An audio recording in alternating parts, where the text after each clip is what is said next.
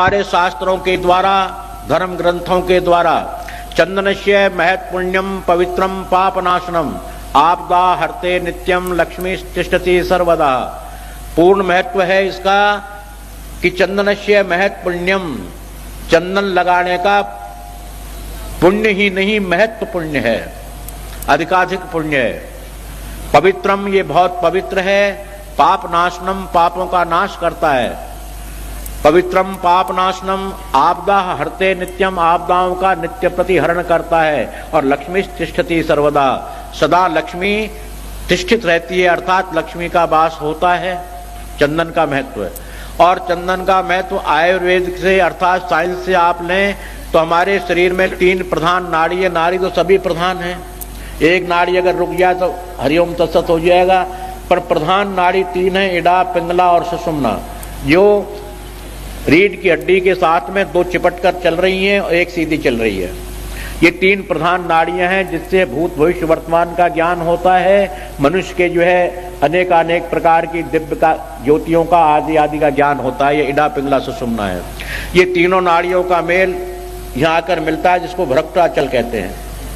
भ्रकुटी नाम भावों का है और अचल नाम इनके बीज, अर्थात भ्रकुटाचल पे तीनों नसें इकट्ठी होती हैं, इड़ा, पिंगला और सुषुम्ना।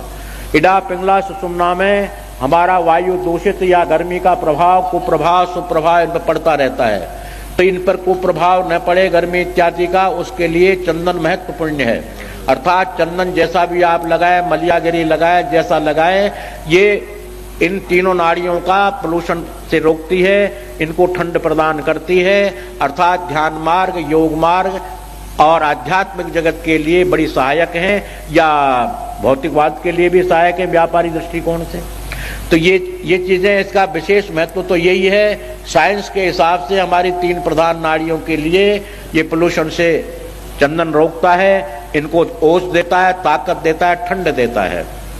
और आध्यात्मिक जगत में मैंने बोला, एक चंदनस्य महत्पुण्यम पवित्रम पापनाशनम आपदम हरते नित्यम लक्ष्मी तिष्ठति सर्वदा। आप दोनों ही तरह मान लें। अगर आप आध्यात्मिक जगत से मानते हैं तो ऐसा है, अगर आपने कार्तिक मातम पढ़ा हो तो एक भील जंगल के अंदर में अपनी शिकार करने के लिए गया, और शिकार करते करते वो थक करके सो गया वृक्ष के नीचे। वहां किसी सर्प ने दंश कर लिया, उसको सर्प ने काट लिया, मर गया।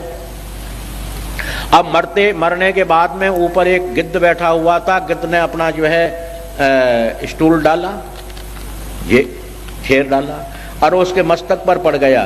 तो उसके स्टूल में एक ऐसी वह है सूखने के बाद